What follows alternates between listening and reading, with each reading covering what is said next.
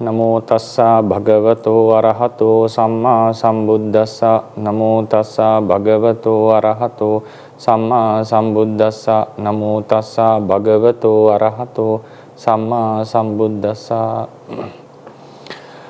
Good evening, everyone. So today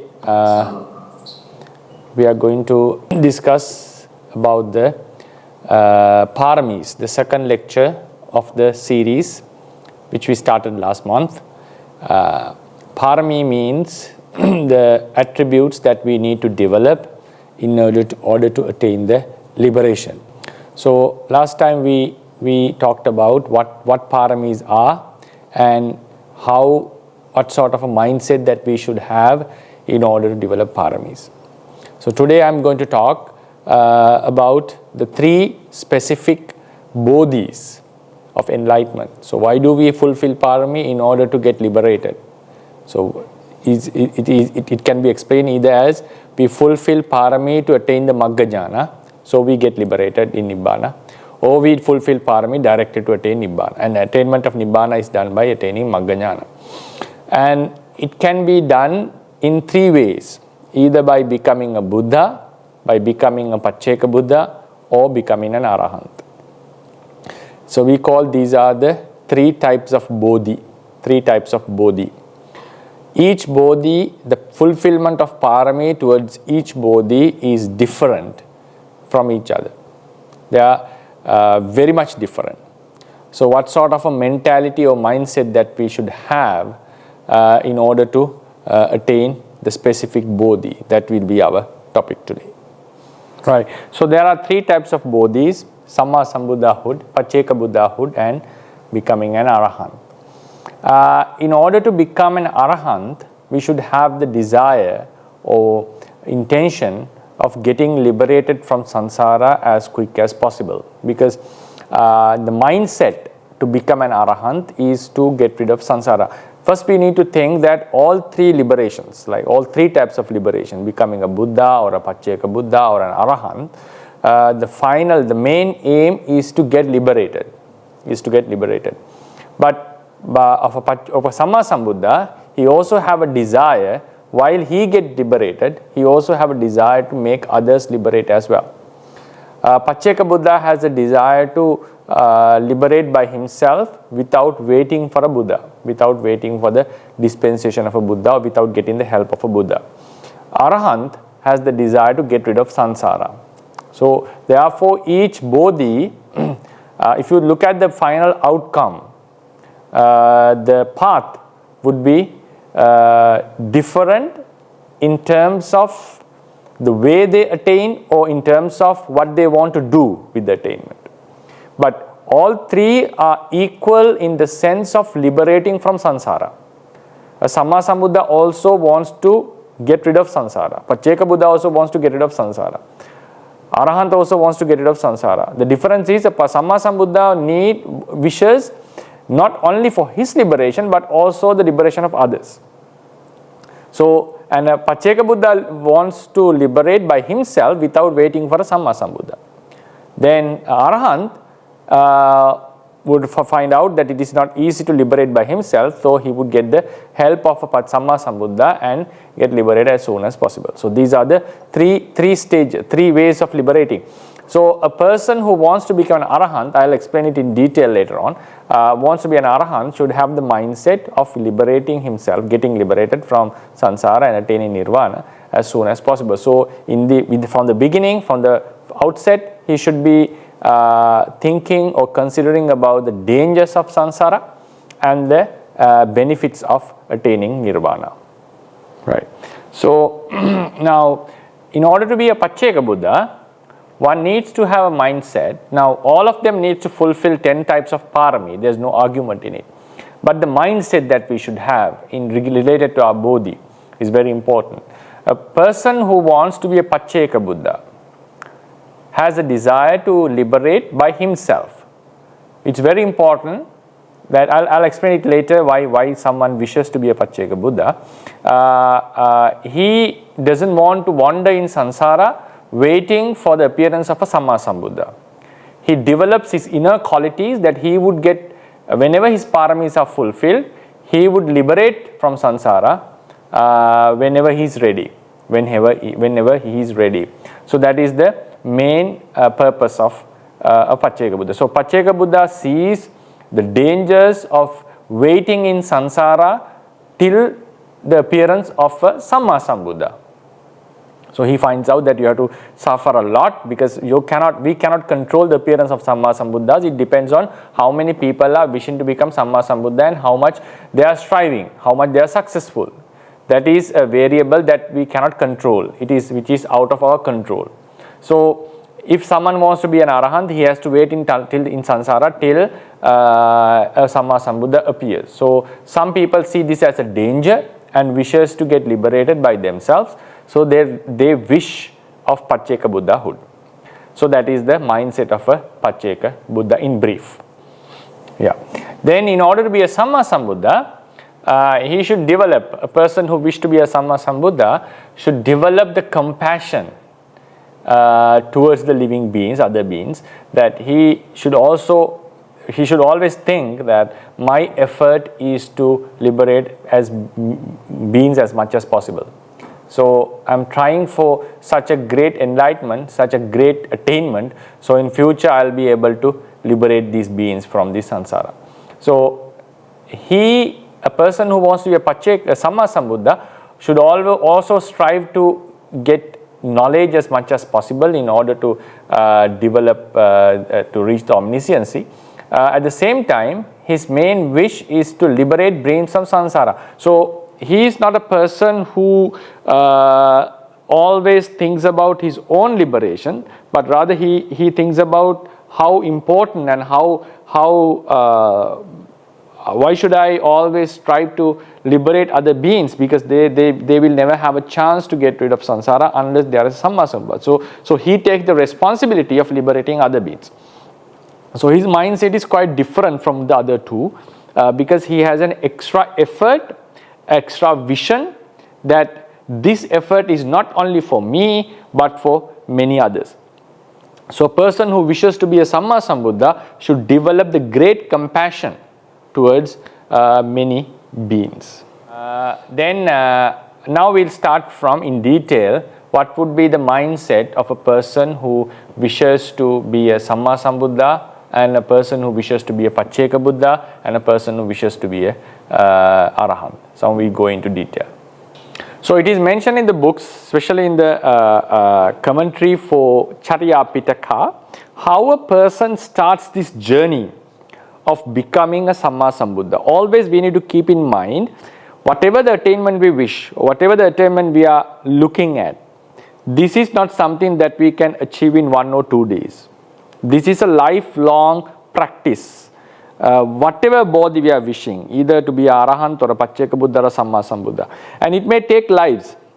So what one is supposed to do is try their best as much as possible to do what they are supposed to do. So fulfilling PāRAMī means doing that is necessary in order to attain the liberation, and it cannot be done. Now for example, if you think about becoming a doctor, you cannot just be a doctor because you want it.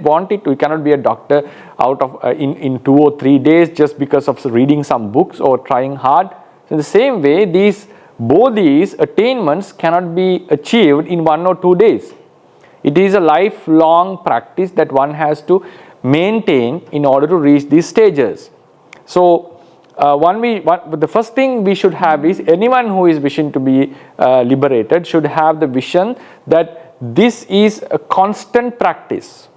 We should keep on doing this, doing what we should do till we die. So that should be the mindset of a person who is wishing to get liberated. And then it differs based on the attainment that we are wishing. So first thing is, we need to keep in mind, this is not delaying. Becoming a Buddha is not delaying your liberation. Becoming a Buddha, Samma Sambuddha, is reaching a greater goal. That's how we should think. Becoming a Pacceka Buddha is not delaying your liberation. It's fastening your attainment. Becoming a Arahant is not inferior. It is for the sake of your own liberation, getting rid of samsara. So all three bodhis are greater in that sense. They have their different benefits. So it's up to the person to decide which bodhi he would prefer and he would aim at. And then fulfilling paramis is not something delaying our attainment, but doing what we should do in order to reach our goal. Always think about becoming a good person or reaching a higher level in society. In order to reach that, we have to work hard in order to reach that place. In order to be a billionaire, you have to work hard, for example. Maybe you will not never reach it in this life. But still, what you have to do is, you have to do what you are supposed to do. So likewise, fulfilling paramis means doing that is what is necessary in order to reach the state, and that should be a constant practice. Yeah. So now it is mentioned in the commentary of Charya Pitaka how someone starts this process of becoming a Samma Sambuddha. It is said now in the beginning, the first seed of thought of becoming a Samma Sambuddha arises due to any of the four reasons.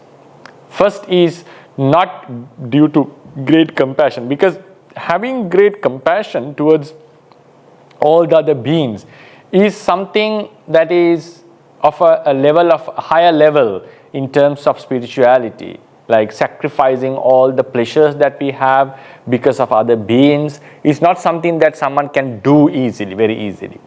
So therefore, in the beginning of the process of becoming a Samma Sambuddha, no one would have the great compassion that like the ascetic Sumedha had in front of the Buddha Dipankara.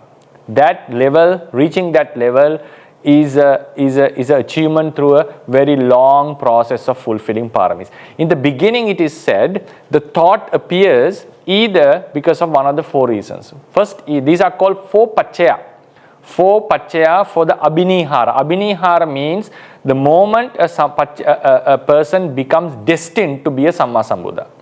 Now, our Buddha became destined to be a Buddha at the foot of the Buddha Dipankara. We all know the story. The ascetic Sumedha. Ascetic Sumedha got the proclamation that he will be a Buddha one day as Gautama, called Gautama.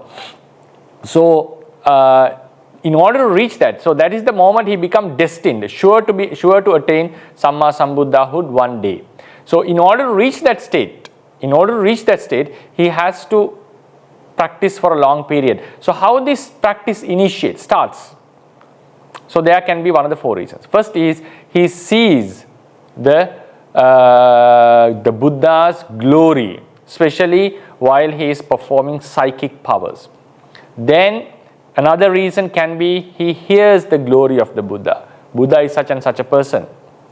Then he gets the desire, oh, I should also be someone like that. Seeing the Buddha performing psychic powers, obviously people feel, oh, isn't it good that I would be such a person? Obviously it arises in us when we see a person very famous in the society, we also want to be such a person. Like in the same way, seeing a Buddha, that thought arises. Listening the story of the Buddha. The third is, I shall explain it later in the next phase. Next is listening to a Dhamma talk given by the Buddha about the qualities of the Buddha. Sometimes Buddha praises the quality of Tathagata. Tathagata has these qualities and so forth. So listening to a talk given by the Buddha himself about Buddha, sometimes the desire arises. And the fourth is respecting the Dhamma. Respecting the Dhamma means a person with a great desire, great good qualities within himself, learning what is the path towards Buddhahood. This is what a Bodhisattva has to, these are the steps that the Bodhisattva has to follow in order to reach Buddhahood. Give Dhana, practice Sila, give up the sensual pleasures. So listening to them, reading them, he feels, oh, it's good for me to practice and protect such good qualities. So with the desire to be a good person, with the desire to do good practice, he starts to practice as a Bodhisattva. So these are the 4 reasons which I will explain in the next phase. Seeing the Buddha performing certain miracles, one gets the desire to be a Buddha one day. Listening to the story of a Buddha and listening to the discourses given by a Buddha about the Buddha. And 4th is learning the path towards the Buddhahood and having a desire to reach that final goal, completing this path. Right. So the first is now all these 4, if you analyze these 4 paccaya, a person who starts the journey to be a Samma Sambuddha, these 4 are not triggered by compassion. These are self-motivated for self-success. Now someone sees a Buddha performing the twin miracles. Always one would see, like, think about someone performing a sportsman. Someone becomes the greatest sportsman ever. So when we see his success, we feel happy about him. We feel very pleasant and we feel happy that he has achieved such a thing. Normally that's what happened to most of the people. Sometimes some may get upset because of some other defilements, but most of the people would be happy about someone performing successfully in such a level. Then we would feel, okay, is it nice to be such a person, to be admired by the entire world, to be the best person in such a department? Yes, such thoughts arise in most of us. So seeing the Buddha performing twin miracles unmatched by any other ascetic, surely a person would feel an energetic, ambitious person. Isn't it nice that I would be such a person? It is mentioned in our literature that when the Buddha, after preaching Dhamma in the Devaloka, Abhidhamma, when he descended to the human world, human realm, he performed some miracles, and none of the people, Putujanas who were around who saw this had a thought. None of them didn't have a thought. That means every Putujana had a thought that may I be a Buddha one day, in order to do such a thing, such a great thing. It is said that not most of the people who wish for such a attainment would not reach there, would end up in a lower stage. That is for sure. But that is the initial thought that comes. So think about this. This is not based on karuna. This is based on a motivation to bring ourselves into a higher position, to achieve such a task. Then sometimes when we read the great story of the Buddha, we may not be able to see him live, but listening to the story, listening to a Dhamma talk or reading the books, we may feel, isn't it nice that I would be such a person one day? Such thought arises. So that is also a self-motivated and also a motivation regarding his own success. Now the third is listening to the Buddha preaching his own qualities. This is another very special occasion. Now we read the story of the Buddha through the books or listen from someone, and sometimes we see what he's doing. Now in this third occasion, someone listens Buddha preaching his own qualities, and without any arrogance. Sometimes people do speak about their qualities with arrogance, with mana. Then we don't feel it much. We feel like, he's boasting about himself. But if someone without arrogance, with clear understanding, without any mana or trying to glorify himself, but just telling the good qualities that he has, it shows the confidence of the person. It shows the success of the person, that he has reached the level and he is capable of explaining it. So it's really attractive. Someone would feel, I should be such a person that one day I'll be able to talk about my success to the world in such a way. So when Buddha said Tathagata has achieved this and this, it's not just talking about his final life. This is a success that he attained through a practice of enormous lives. So listening to this story, people may get the feeling, I want to be such a person one day. Now think about this. This is also for self-success. There's nothing related with karuna in this sense, in this occasion. Then the fourth factor is, some people have they possess certain qualities in themselves that they want to do good things. They want to achieve some task. They want to fulfill something in the life, meaningful something in the life. We know such people. And it's not that they are going to do they are not going to harm the world. Some people have such a desire to do something, so instead, in the end, they end up making a world war or a conflict among others. But some people have a desire to do something useful to the world, do meaningful something in the life. So when reading the Buddha's story, Bodhisattva's story, what he has done in order to reach that level, one person may get a feeling, oh, I want to walk on this path. I want to be this successful man who has completed this task and finally want to achieve this. So in this regard, in this fourth approach, in the first three, they were thinking about the final outcome. Their aim is to be a person who performs such psychic powers and become the greatest man on the earth, in the universe, or listening to the story to be such a guy, and listening to Buddha preaching his own qualities to be such a confident person who can preach about his success. Now, all these three, if you think sharply, you will feel that the aim is to achieve such a goal. In the fourth case, he wants to complete the task. So he's enjoying the process, he's enjoying the practice, he's enjoying what a bodhisattva is doing in order to reach that level. Maybe to give his limbs to others, to give his eyes to others, to sacrifice his family, like offering the beloved ones to ones who are in need of that. So giving up a kingdom in order to become an ascetic. So these kind of sacrifices, these kind of tolerances, he just wants to practice it in order to be a successful man in the end. So in the fourth approach, he respects the Dhamma. Dhamma means the practice. So now these are the four paccaya in order to become a destined bodhisattva. Destined bodhisattva is one of attainment, of whose attainment has been proclaimed by a Buddha, like Sumedha. In order to reach that level, these are the four paccaya, the initial four conditions. I'll repeat again. Seeing the Buddha performing miracles, listen to the story of the Buddha, listening to a Buddha preaching about his own qualities, or understanding the path towards the Buddhahood and being desirous to fulfill this path. So these are the four initial paccaya for abhinihara. Abhinihara means for the good wholesome deed to become a destined bodhisattva. Then comes the four hetu. The great compassions come in the four hetu, which I will explain now in the next session.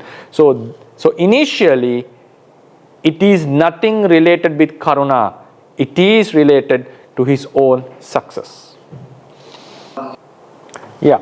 So then comes the four hetu for the Samma Sambuddhahood. So there are four hetu. We saw Upanissaya Sampada. First is Upanissaya Sampada. Second is Hitacharya, practicing benefits for the benefit of others. Third is not getting afraid or giving up the practice due to the suffering that one encounters in samsara and fulfilling the parami. And fourth is associating good friends, good kalyana mitta. So based on these hetu, now paccayas were the reason for him to start the practice to become a Buddha. Now he develops, what he does is he keeps on doing good deeds, Dhana, Sila, Bhavana in Buddha Sasana. In many Samma Sambuddha Sasanas, he keeps on doing good and good deeds, endless deeds. So he develops a great meritorious character in him. He develops a meritorious character in him. So that is called Upanissaya, fulfilling good deeds, paramis in the Buddha Sasanas.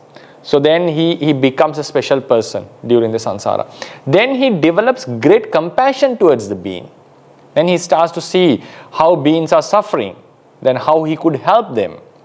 Then naturally he develops the compassion towards others. He tries his best to alleviate the suffering of others. And he also thinks about how could I liberate them from this samsara, because in some lives he doesn't have an idea about Nibbana because he's just a Bodhisattva who has started his practice.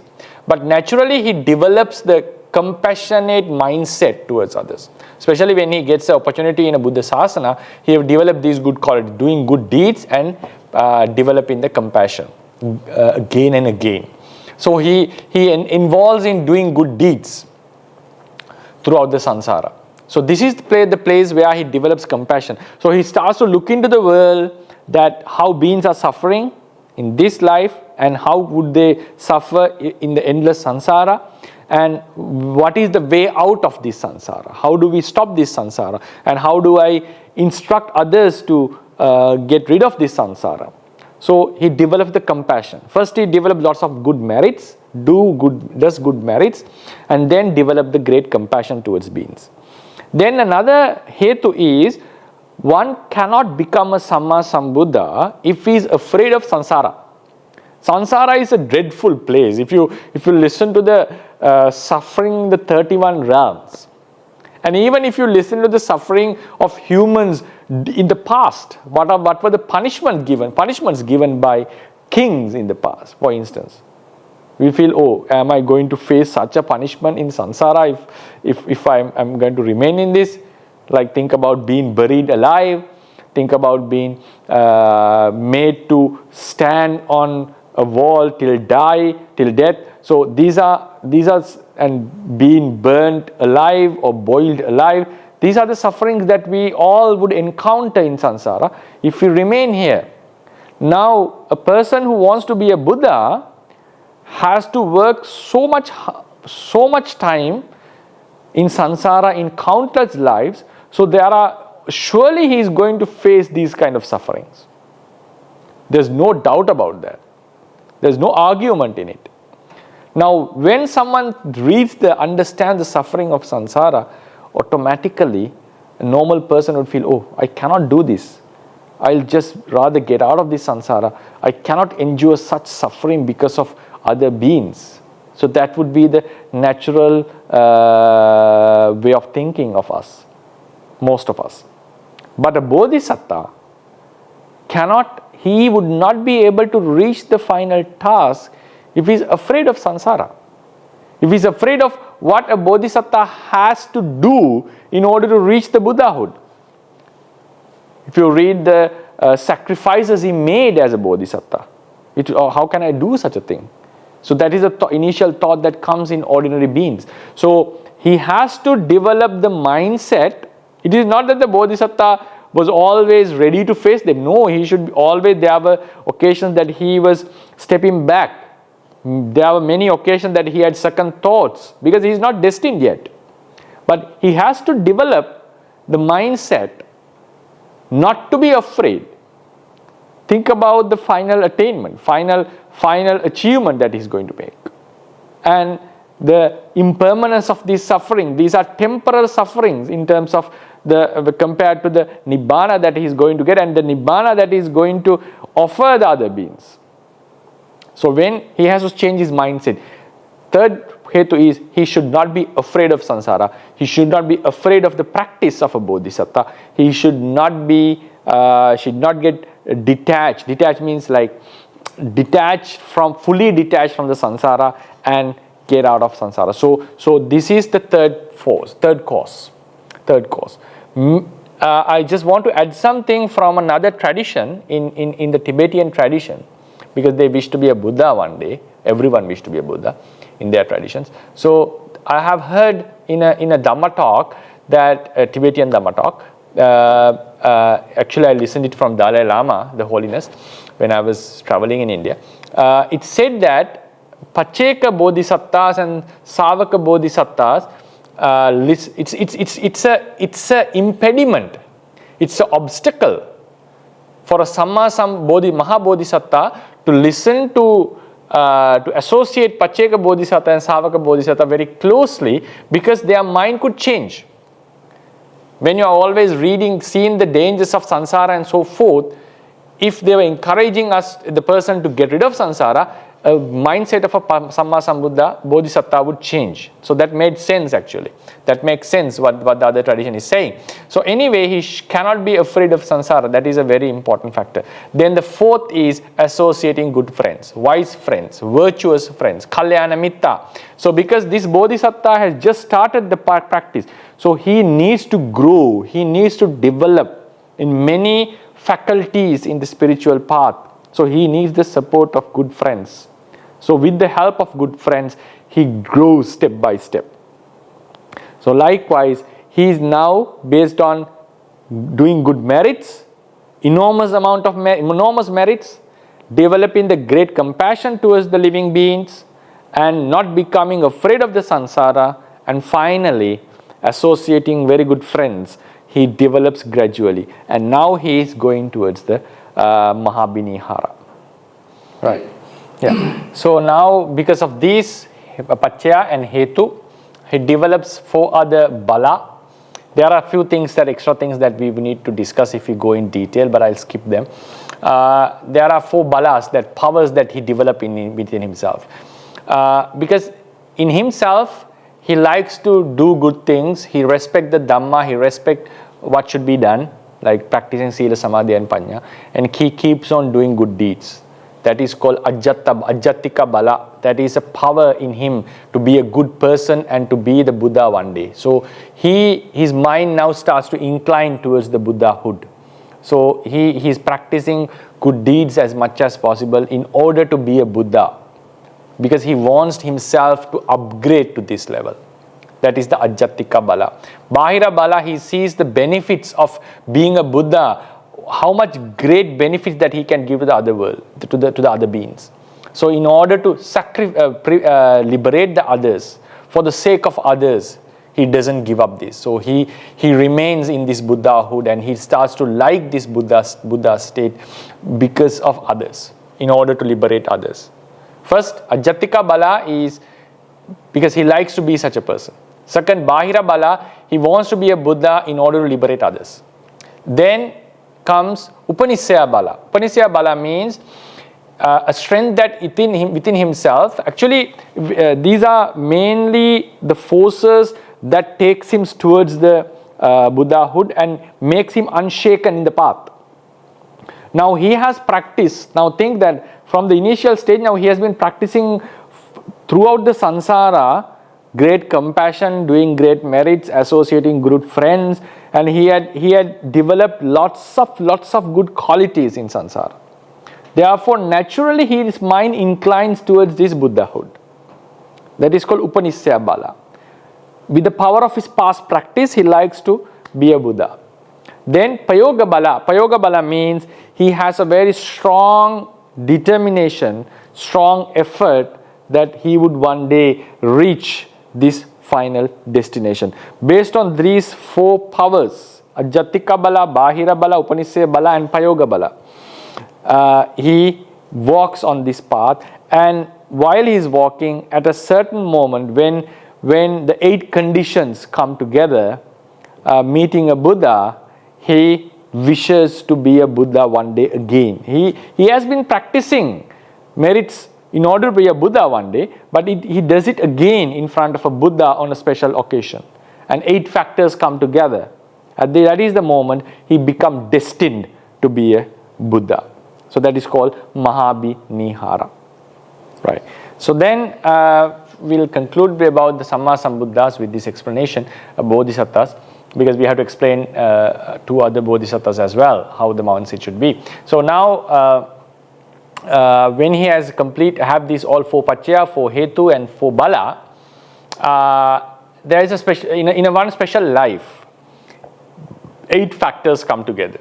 This gathering of 8 factors is very special, and that is, on one occasion he will be born as a human being, right? Because during that initial stages, he may be born as humans or animals, and maybe a man or a woman, a eunuch, various ways of life. He may get some wrong views. So it's not a destined journey. He's trying to be a Buddha. He's trying to follow the Bodhisattva's path, but his ups and downs are there. Now, in a one special life, he is born as a human being and as a man, because now from that way, that that day onwards, now he's going to be completely dedicate himself to be a Buddha, and it can only be achieved by a man, because it's a lot of tolerance should be there, a lot of effort should be there, which can only be done a man. So therefore he's a human in one life and also a man. Then he gives up household life, sensual pleasures, and become a monk or a ascetic in a righteous sasana, in a sasana where kamma vipaka is accepted. Then there also he practices well and attains jhana abhinya. Jhanas and abhinyas, is able to perform psychic powers and also able to see the world with his divine eyes and all. So then he has jhana, then he has suppressed the defilements. He has to suppress the defilements. With the practice that he has been doing, now he has a upanisaya, now he has enough PＡRAMީ to become an arahant. He has enough PARAMީ to become an arahant. More than enough PARAMީs. So the 5 factors. He's a human, he's a man, he has ordained himself, he has gone forth, he has given up the household life. Then he has attained jhana abhinyas, having suppressed the defilements. Now he has the upanisaya, the enough qualifications to become an arahant. Then he meets a Buddha, Samma Sambuddha. He sees a Samma Sambuddha with his eyes face to face. Then he does a great merit, such as sacrificing his life or doing a great type of a merit that is not an ordinary merit, like what Sumedha did. He sacrificed his entire body to the Buddha and Sangha. It is called adhikara. Adhikara is the word, like he does a great merit. Then chanda, he has a desire now. Because then the thought comes, seeing the Buddha with this first when the first 6 factors are there, a thought comes that I want to be a Buddha one day. Now he's a man, he's a human, he's a man, he's an ascetic and attained jhana abhinyas. Now seeing the and he has the upanisaya, the PARAMީs to be an arahant, and he sees the Buddha. Now a desire comes, I want to be such a person one day. I want to be a Buddha one day. The thought comes. Now with that thought he does a great merit, adhikara, the 7th factor. Thought to become Buddha is not a factor, right? The factors are human, man, ascetic, having jhana abhinyas, having the PARAMީs to become an arahant, seeing the Buddha. Then he does a merit, great merit, with the desire to be a Buddha, and he has a strong will, chanda, that I will never give up this, and whatever it is necessary, I will achieve this. Even I am supposed to swim from one end of the world to the other, I will do it if it is what is required to be a Buddha. If I am supposed to die in the hell, burn in the hell for eons, and only coming out of the hell I will be a Buddha, if I am ready for that. That kind of a great will, chanda, arises in him. So when these 8 factors come together and he does the merit with the desire of becoming a Buddha, with the wish that I may be a Buddha by this merit one day, which he has been doing in the samsara in many lives, but now this is a special occasion. At that time, the Chitta arises. He does the kusala, sacrifice, with a merit, with a desire to be a Buddha one day. That Chitta, that karma is called, that Chitta is called Abhinihara Chitta. Abhinihara Chitta. Abhinihara Chitta together with 8 factors. 8 factors. This Chitta, if such a Chitta arises in a mind stream of any person, a Chitta with 8 factors, that Santana, that Namarupa process would surely one day reach the level of a Samma Sambuddhahood. So that is the moment he becomes destined to be a Buddha. He himself even cannot go out now. He will surely be a Buddha one day. So his mind has been developed to that level. And that is the moment a Buddha would say, this man in front of me would be a Buddha in future. That is called becoming destined. That is the Abhinihara Kusala. So till that, look at the journey till that. After that, it's fulfilling 10 PARAMީs in a very maximum level, in a level that is unthinkable by ordinary beings like us. So now think the mindset. The initial thought came with a desire to upgrade, like become a great person. It's a self-desire. But later on, he developed it into the compassion.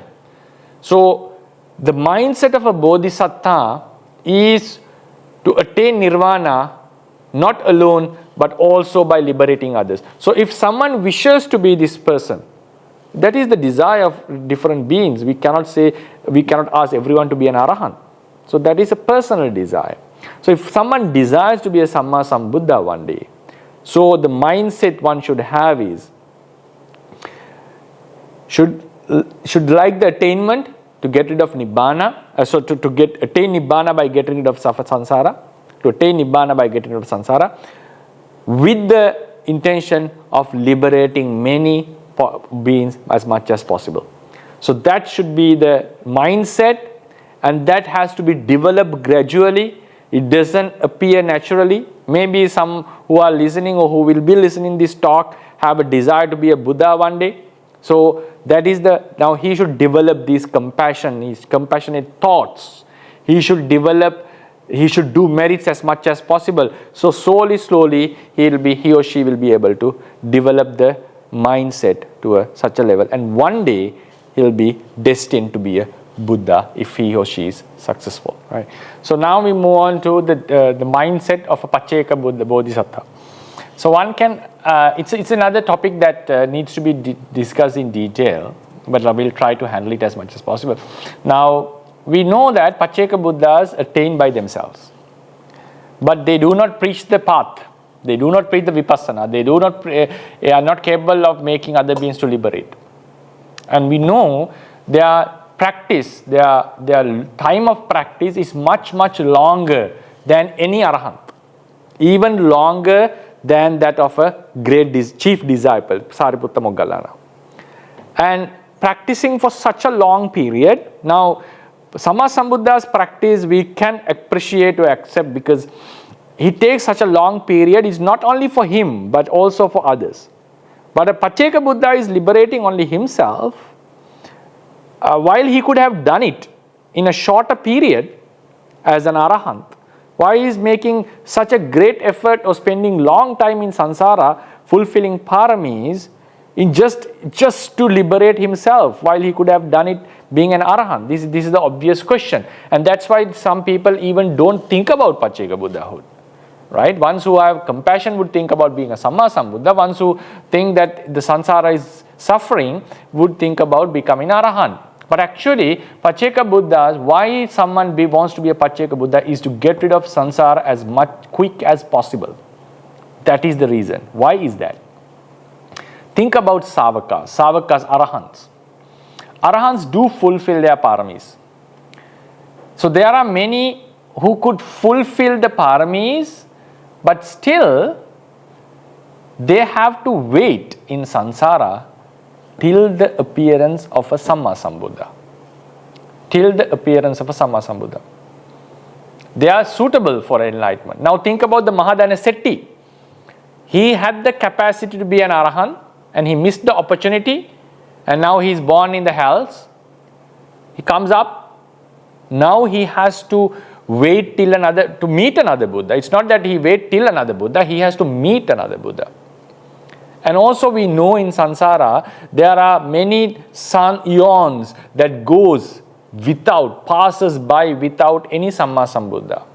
According to the literature, after Buddha Dipankara, a Samma Sambuddha appeared after one asankheya of eons, Mahakappa, and that was Kondanya, Buddha Kondanya, and he was alone. He didn't have any other Buddhas in his eon, any others. And after his passing away, another asankheya of kappas were empty of Buddhas. Then appeared Mangala Buddha. So Dipankara and Mangala, in between these two, there were two asankheyas and just one Buddha. And this is a phenomenon that can happen in samsara. Because we cannot determine the number of Buddhas, it is determined based on how much successful the Bodhisattvas are. It's not about the number of Bodhisattvas, how successful they are. So unfortunately, there can be occasions where Bodhisattvas are not very successful.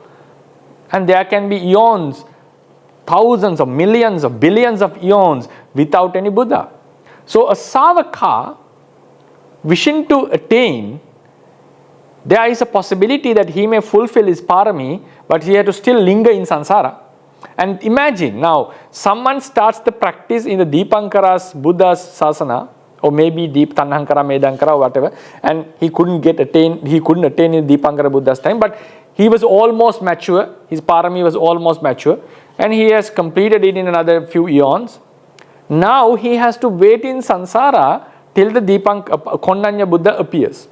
Imagine, being in samsara, anything could happen by us. So he commits matricide or patricide or do a very bad, heinous, bad deed. And he is born in the hells while the Konnanya Buddha was there. When he comes out, the Buddha has passed away, sasana is gone. Imagine, this is a scenario that is possible. Now he has to wait another asankhya of kappas till the Mangala Buddha appears. So some beings see this danger in samsara. This is a danger of savakas. Unless the savaka is destined to be someone in a specific Buddha sasana like Konnanya, Moggallana and all these, there is a very high possibility that he may lose this opportunity. So seeing this danger in samsara, some great people think, no. Waiting till a Buddha to appear for the liberation is a weakness. It means the being is unable to understand the Four Noble Truths by himself. That is a weakness of his wisdom. I don't want to be such a weak person. I want to get liberated by myself, my own strength. I don't want to depend on a Buddha. It is not disrespecting the Buddha. He gets the support of a Buddha in Buddha Sasana, but he thinks of developing his wisdom to a level that I'll be able to understand the Four Noble Truths by myself without any help. Whenever my parami is fulfilled, I'll liberate from this samsara. That is the thought of a Pacceka Buddha Bodhisattva. Right? So, beings wish to become Pacceka Buddhas in order to get rid of samsara as soon as possible. As soon as possible. And there's another point with related to Pacceka Buddhas. It is not that everyone who practices to be a Pacceka Buddha get liberated by themselves. Sometimes, if before they are destined, because after starting the Pacceka Buddhahood path, there is a time they become destined. Before they become destined to become a Pacceka Buddha, they may encounter Buddha sasanas, and sometimes they may get liberated as Arahants. That is possible. Because their intention is to get rid of samsara as soon as possible. So it is not that every Pacceka Bodhisattva is going to attain by himself. His desire is to get rid of samsara as soon as possible, right? So it is not necessary for him to do it by himself. If he gets the support of a Buddha, he does it with the help of Buddha and get liberated. It's nice. He's very lucky. If he is unable to do that, he will do it by himself. That is the desire of Pacceka Buddha. Why did I say so? If you look in the Samanya Pala Sutta, Buddha said, if Ajata Sattu had not killed his father, he'll be a Sotapanna. Then after he left, the commentators explain, Buddha said, now he will be a Pacceka Buddha in such era. So he has been practicing to be a Pacceka Buddha for a longer period, but he was not destined to be that. Now, so if he had not killed his father, he would have been a Sotapanna and become an Arahant soon and end the samsara. But since he killed his father, he couldn't attain the Pacceka Buddha, Sotapannahood. Now, since he has practiced to be a Pacceka Buddha, he will end the samsara as a Pacceka Buddha. So likewise, Pacceka Buddhahood is a very safe path, but it is a hard path. One has to practice paramis in a very, very higher level, because he has to develop the capacity to a level that he will understand the Four Noble Truths and eradicates the defilements by himself. So that is the mindset of a person who wishes to be a Pacceka Buddha. That I would not wait till a Buddha appears, I will attain by myself and I will develop my faculties to a level that I will be able to understand this reality by myself without the help of anyone. So that is the mindset of a Pacceka Bodhisattva. Right. So in order to be an Arahant, that most of beings who desire to be arahant or get rid of samsara as soon as possible, one should develop the mindset of seeing the dangers of samsara. So that is the thought that he should develop. Like, I'll get the support of a Samma Sambuddha. I wish to meet the sasana if we are unable to attain in this very life, and do merits as much as possible that is conducive to the attainment, and develop these qualities. So a person who wishes to be an arahant one day, but there can be differences. One who wants to be a chief disciple or a great disciple, then there should be some other additional determinations of the person. I'm not going to go into detail because the time doesn't allow us. So the person who wishes to be an arahant always should consider the dangers of samsara and the benefits of nirvana. So there is no necessity of considering that I'll be able to do it by myself. And in order to be safe, he should always wish to meet the Buddha Sasana, not to miss the Buddha Sasanas. Right? So that is a very vital point. So therefore, a person who wishes to be an arahant tries to have a mindset, should develop a mindset of seeing the dangers of samsara and seeing the benefits of nirvana. And also talks about it, propagates this, and do merits as much as possible that would be conducive to his own attainment. So he should listen to Dhamma, and also in that very life, whenever he has the opportunity, especially in this life, they should try as much as possible. Whenever opportunity, go for meditation, retreats, listen to Dhamma, practice as much as possible, and try to keep a balance in life, and that should be the mindset of a person who wishes to be an arahant. So there's nothing much to do like a Samma Sambuddha or a Pacceka Buddha's practice in order to be an arahant, but always incline the mind towards the attainment, at least to be a Sotapanna in this very life or in a sooner life. So that is the vital aspect of a Savakahood. Now, next question is from Brother John Murray. Okay, the question is in Bahasa.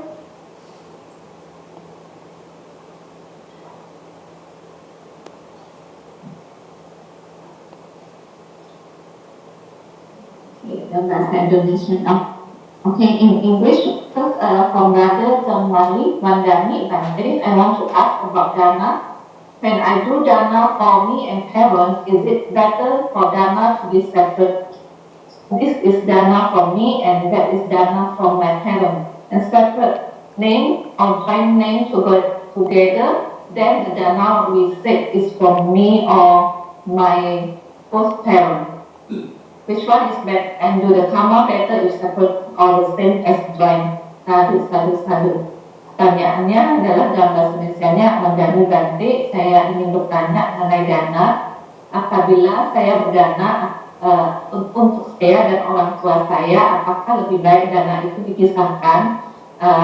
Misalnya dana itu dari saya, kemudian dana yang satu lagi dari orang tua saya, dan dipisahkan namanya atau digabungkan, kemudian dana tersebut kita sebutkan sebagai dana dari saya dan kedua orang tua saya. Biar mana yang lebih bagus dan mana yang lebih baik, apakah dipisahkan atau digabungkan? Sadu. So I have to clarify this question first. Now in the first sentence, when I do dana for me and parents, is it better for dana to be separate? So that this dana is from me and that is dana from my parents. So I'm confused. Like, is it that the person is giving dana for the sake of my own benefit and to the for the welfare of parents, or to give merits to the dead past parents, or is it a dana that is given by my wealth and from the parents' wealth? So because I'm not clear about the question. I think dana from from, when I say dana from my from parents, it means dana given by my own wealth and dana given by the wealth of parents, right? Yeah, because sometimes it transfer. I think if I'm not. I think the chat box. According in the meeting chat, the dana is from John Marley's wealth and give some in representing his parents.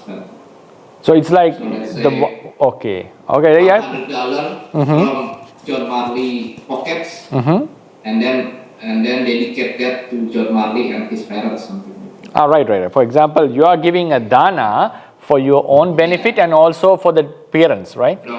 For the parents. Okay. Yes. So sometimes like when we transfer dana, then we put it on the message dana from me and my family. oh, that is like you are from means you are spending money, right? Yes. Right. So dana from me and it is dedicated to myself and the parents. Right? Yes. So okay, right. So in these both cases are possible. Even you dedicate a dana to the parents, still if it is given by you, you get the merit actually. Right? So it's not that your dana is going to give merits to parents. Only thing, if they are diseased or passed away, we can share merits with them. If they are not in a position to get merit, for example, if they are born as humans, they are not going to get that merit. That's obvious. So, but still, another relative would still rejoice in this merit. So therefore, whether we separate or not, the benefits for the donor will be there. Whether you give it for the parents or whether you give it for yourself or whether you give it combined or separately, if it is from your wealth, there's nothing to worry. Your benefits will be there. The parents' benefits only if they rejoice in it. If they are alive, for example, if they are alive, that can have some effect to them, but in order to get merits, they have to rejoice and say sadhu sadhu. Right? So therefore, there's one such a thing, like if now I'm giving a dana for my own liberation and also for my parents, but in some occasions, like if they are really expecting merits as spirits, becoming spirits, if they are expecting merits, if you can fully dedicate it for the parents, that would make them more happy, because then they will feel, oh, this entire dana is dedicated for us, so they get more and more happiness in that. So if you are giving a dana to parents, it's okay even if you give it combined, that's no issue in that. But if you can separate this dana, I'm giving this dana for the sake of my parents, still you get the merits. No one can deny or prevent that. Then the parents, if the parents are waiting as spirits to observe merits, rejoiced merits, they will be very happy on that. So that would be my answer. Sadhu. Next question is from Sister Juliana. Pandami Bante, I want to ask about the word PΑRAMީ. Is it included in Sutta Pitaka? Especially about 10 paramis to be fulfilled, so we can be liberated from samsara for candidates of samsara, sama sambuddha or sawaka buddha. Pandami Bante, saya mau bertanya tentang kata PARAMީ. Apakah kata tersebut terdapat di Chitta, terutama yang membahas soal 10 parami yang dipenuhi ada pembebas dari samsara, baik itu calon sama sambuddha ataupun sawaka buddha? Yeah, so the word PARAMީ we can find especially in Charya Pitaka, which also includes in Sutta Pitaka. But I don't remember it seeing in any other Nikayas, for example, like Majjhima and all these. Maybe I have to check for that. Mostly Buddha Vansa, Charya Pitaka. So these books we have, but not in the Nikayas, right? Majjhima or something like that. I don't think that word is found there. So Apadana, yes, all these books we have this. In the Khuddaka Nikaya, we find this word PARAMީ. So especially in the Khuddaka Nikaya, we find the word. And it is obviously in Charya Pitaka, Buddha said that he has practiced all the 10 paramis. We can see it very clearly. And if someone asks the question, is it necessary to be for the Savakas? Yes, that's why we should keep in mind in the first lecture, I said PARAMީ means the requirements for the attainment. So if someone is practicing listening to Dhamma and meditating, that is also fulfilling PARAMީ. So rather than finding the word, like rather than going into the word, like what is it really necessary? What we are doing is incorporate the word PÆRAMީ into our practice. So our practice means PÆRAMީ. It is not that something that we do delaying the attainment or something that we do so because of this PÆRAMީ, this attainment comes up. No. The process of attainment itself is fulfilling PÆRAMީ. Even the Sankarupekka Jnana is a fulfillment of PÆRAMީ, Panya PÆRAMީ. Getting jhana is a PÆRAMީ, fulfillment PÆRAMީ. So that's what Bodhisattva did in samsara. And in the final life also, while we are practicing, when we get into the jhana for the vipassana, that is a fulfillment of PÆRAMީ. So PÆRAMީ is the practice that we need to get rid of samsara. The word is PÆRAMީ. Para means nibbana, or para means the Maggajnana. Me means that the practice that takes us to nibbana, or the practice that takes us to Maggajnana. So therefore, the word is found in Khuddaka Nikaya, but in the sutras, but we should think about it is like whoever wants to liberate has to fulfill PÆRAMީ. It means he has to practice. Okay, next question, Bante, from Sister Supriyati. Vandami Bante Sukhi Hotu, good evening. Please Bante advise who is the first Buddha's name according to Pali text. It's like a question asking whether the chicken or the egg. So because now if you ask about the samsara, what is the first life? For example, I need to explain a bit this in order to show that this question is not valid actually. But it is valid in one sense if you ask the literature. Who is the oldest Buddha mentioned in the literature? That is a different case. That's a different case. Who is the first Buddha in samsara? If someone asks the question, who is the first Buddha, then we have to understand there is no beginning in samsara. If there is, first I'll come to that point. If there is a beginning in samsara, in terms of cause and effect, before going into cause and effect, I'll just show that Buddhism doesn't exist. Buddhism is not useful if there is a beginning in samsara, because if there is a beginning in samsara, two doctrines collapse. That is the doctrine of karma and doctrine of nibbana. Because the obvious question, if the beginning, there was no life before that, right? So it should be the first, there should be a first life. The obvious question is, what would be the first life? Would it be in a sugati or dugati? So if we say it's dugati, then we are born in dugati without akusala karma, right? If it was sugati, then we are born in a sugati without kusala karma. So if the first life was decided just randomly, what is the use of karma even at this moment? Right? Because there is a one life that we were born in dugati, actually the first life, without any karma. And if you are in a good life, that we were born in sugati without any kusala karma. So therefore the doctrine of karma would collapse if there is a first life. Then what happens is the doctrine of nibbana collapse, because now the first life has occurred. If there is a first life, it means it had to happen without a cause, right? It has to happen without a cause. There was no kilesa, there was no karma before that. It's out of nothing, it has come up. Now we attain nibbana. Attainment of nibbana is getting rid of causes. When you get rid of the causes, you attain nirvana. That is a cessation of suffering to come. Anupanna nirodha, right? The cessation of the suffering to happen. So what happens is, if the first life happened without a cause, how could you guarantee? Now we cut off defilements in this life and become arahant and attain nibbana. Now it's done. Who can guarantee that the suffering would not happen again without causes? Because from the first place, the samsara, according to that first place, the samsara has happened without a cause. So if there is a beginning in samsara, it has happened without a cause. So even we attain nirvana by removing the causes, how could we guarantee that after eons, 100,000 eons, the same namarupa, the process, the generation would still start again without a cause? So therefore, there cannot be a beginning in samsara. If there is a beginning, Buddhism would collapse. Right? So how could it logical? That is, for that we need to go into the cause and effect, causality, and how to understand this.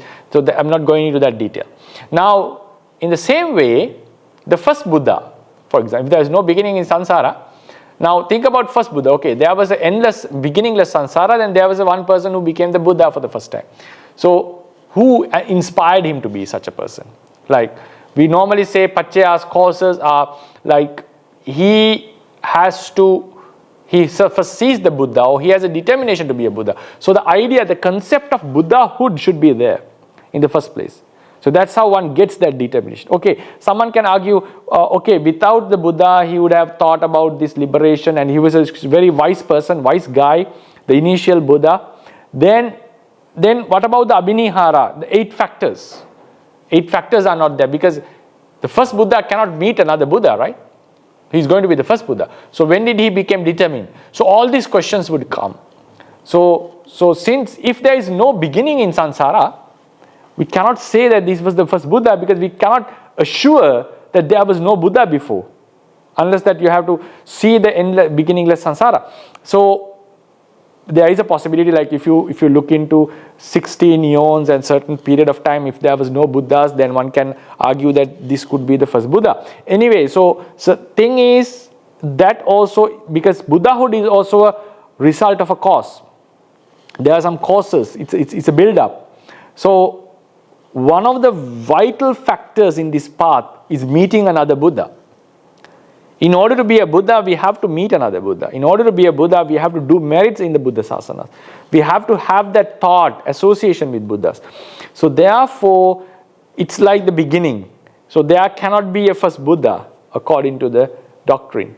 Then the question came as, in our Theravada doctrine of the Gautama Buddha's sasana, in Gautama's sasana, the doctrine that we have today, who is the Buddha, and oldest Buddha mentioned in the doctrine? That is a question that we can answer.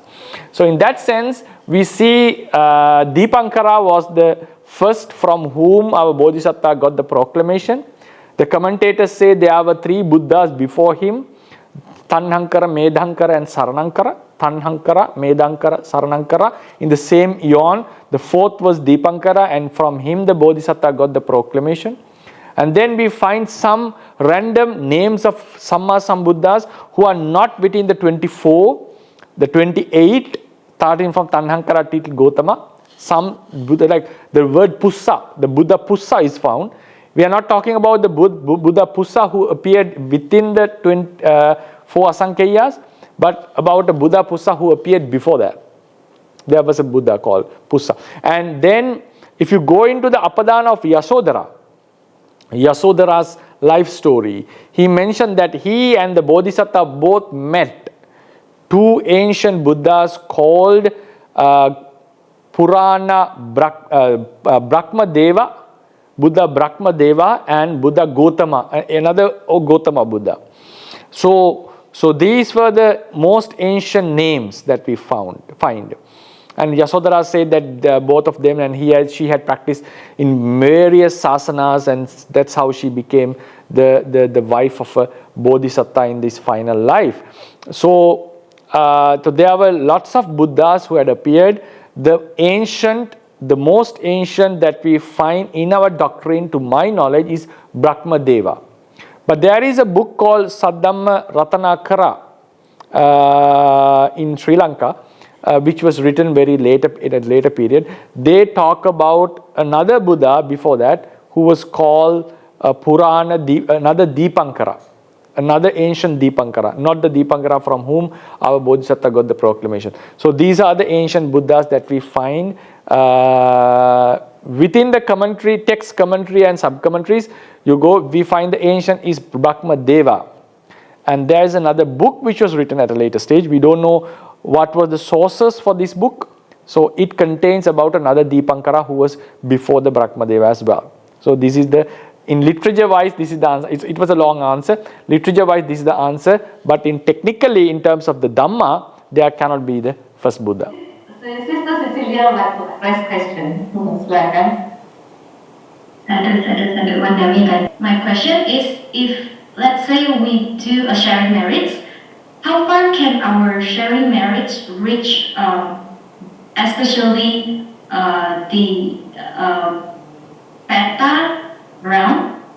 Do they have to be near us and know the good karma that we have conducted, and when we share merits, then they are happy with it, that they could get the benefit? Or I'm just intrigued to know how far can our merits reach, especially to the Theta realm. Thank you, Bhante. It means, for example, if Peta is in USA, you are giving merits in Indonesia, will it go there? Is something like that, right? First of all, we should know that sharing merit is not like sharing money from one bank account to another bank account. When you share merits from one bank account to another, you lose money and the increase is there. No, it's not like that. So sharing merit is like, if I share merit with any of the dead relatives, for example, if you think by my grandfather, who I loved very much, and so when I share my merits with him, so if he's in a place where he can get them, and now you specifically asked the question, if he's a life where he needs merit, right? According to the teachings, it's a Peta life, or it's one of the any life that is in need of merits. So now, what happens is, according to the Theravada teachings, right? According to the Theravada teachings, he is getting merits for his rejoicing, not because of my merit. So, if he doesn't rejoice, he doesn't get any merits. If he is unable to rejoice, he doesn't get any merits.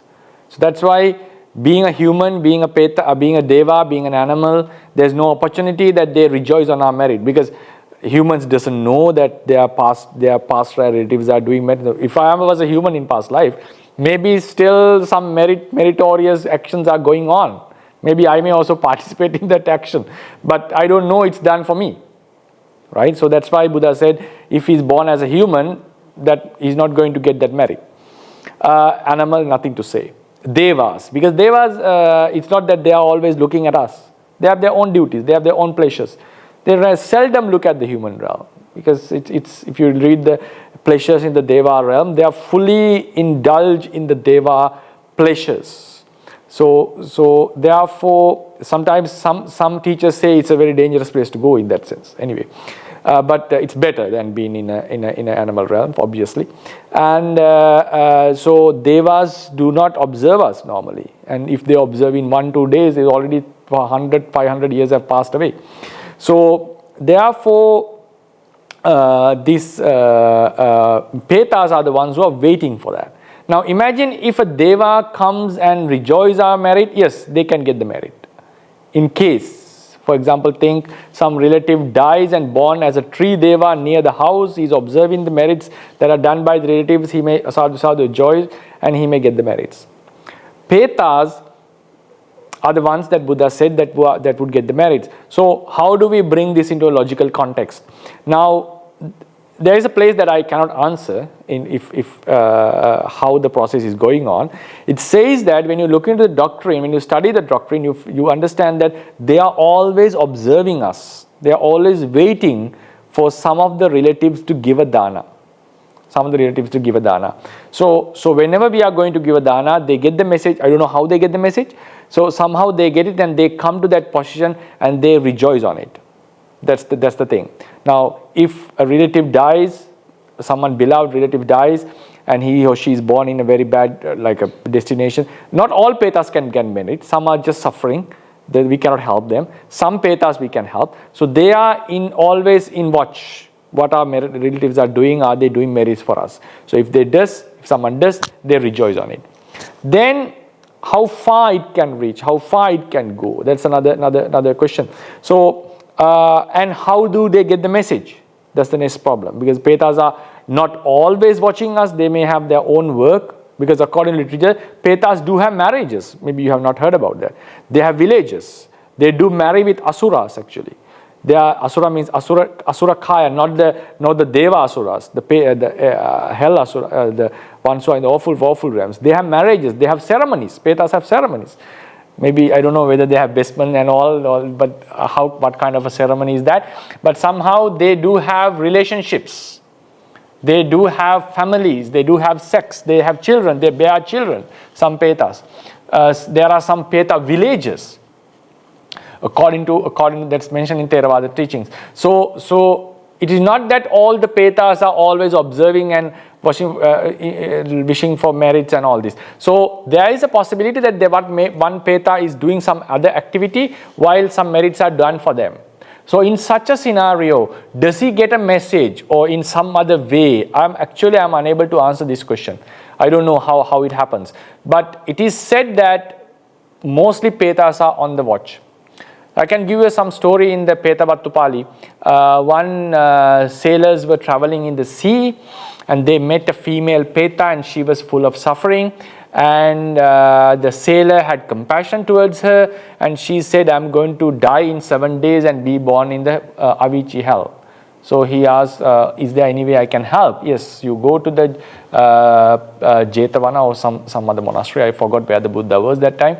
So you offer something to the Buddha and please share the merit with me. I'll rejoice that. But she was in the sea. She was in the sea. So it showed that she could see it and she was observing it. Sometimes they have that divine capacity to see far away. And then maybe she got the message. I don't know how it happened. Somehow she enjoyed it. She rejoiced on it. And she was safe. She didn't go into the hell. So she was born in the divine realms, if my memory was correct. So therefore, likewise, they are always in watch. And they rejoice on the merits that we do, and they get the merits for their kusala chitta. It's not because of our kusala chitta. When they rejoice, they get the merit. And if they are in some other work, do they get the message somehow? I'm not sure about that. To my knowledge, there is no such information found in the doctrine. So it seems like they may not get a message, so they have to be always watchful and observe if they are in need of merit. Because if they are in need of merit, it's their responsibility to observe, right? So that's another way to think about it. And if they are careless in that sense, they may lose the opportunity, maybe. Yes, so that is it. And final more thing in addition, because I know. Especially in Indonesia, they are very interested in sharing merits and they have a lot of ceremonies, which is a good thing, which is a very good thing. I do appreciate that very much. And there are two ways of giving merits. Like we give merits, like after this Dhamma talk, I'll be giving merits. We will be sharing merits for all the relatives. Idam vo ñāti nang hotu. That is called anuddissa dana. Anuddissa means not specifically mentioning anyone else. Uddissa means someone does a dana for that particular parent or particular relative, mentioning his or her name, dedicated for his or her name. So it is mentioned in the doctrine, in books, in sub-commentaries, that because it can be proven with the Petavatupali, if you do a merit specifically aiming at a group of Petas or a specific person, the results, if they rejoice on it, results can be instant. Results can be instant. So we offer chivara to Sangha and share the merits with the dead relative. If he or she happens to rejoice it, there is a very high possibility that she or she may get the divine clothes on that moment, exactly on that moment. But if we give it in a general way, anyone who is there would enjoy this merit, but there is not going to be instant results. Right? They are accumulating some merits for their samsara. So these are the two ways of sharing merits. So how far it doesn't matter as long as they can observe. She could observe that kusala kamma while in the sea, and she enjoyed and she got the result. So it shows that the distance doesn't matter as long as the Peta can rejoice on the merit. Sadhu. I'm wondering for the explanation. Sadhu. That's the last question, Bante. No more questions. Okay.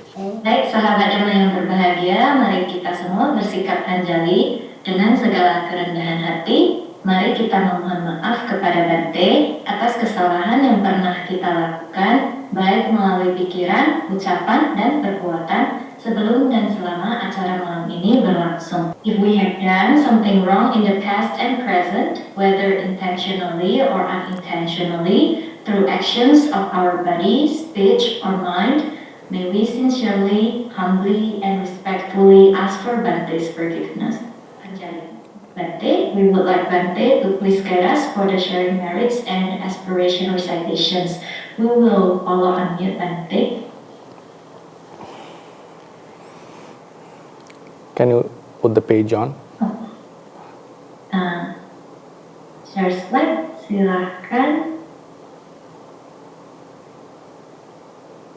Oh, maybe we should recite the asking for forgiveness first, Bante. Okay. Let me recite it first.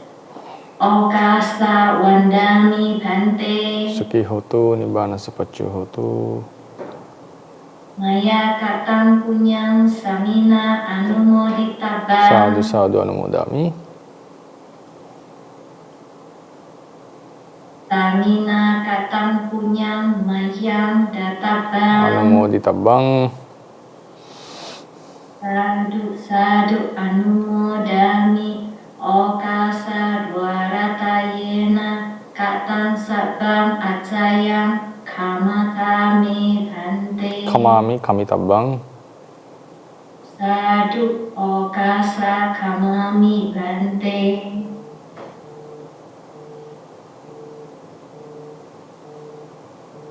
Okay, so with this merit of discussing Dhamma, preaching Dhamma and listening to Dhamma, may all of us be able to attain Nirvana as we aspire, and also may our dead relatives enjoy this merit and all the Devas enjoy this merit, and this will be a supportive factor for the sustaining of the Buddha Sasana. Idamme punyang asavakkaya vahang hotu. Idamme punyang nibbanassa paccayo hotu. Ettavata ca amhehi sambhatang punya sampadang. Sabbe deva anumodantu, sabbe bhuta anumodantu, sabbe satta anumodantu, sabba sampatti siddhya. Idang vo nyati nang hotu sukita hontu nyatayo. Idang vo nyati nang hotu sukita hontu nyatayo. Idang vo nyati nang hotu sukita hontu nyatayo. Mama punya bhagang sabba sattanang bhajemi. Te sabbe me samang punya bhagang labantu. Sadhu sadhu sadhu. Buddha sasanang chirantittatu. Buddha sasanang chirantittatu. Buddha sasanang chirantittatu. Sadhu sadhu sadhu.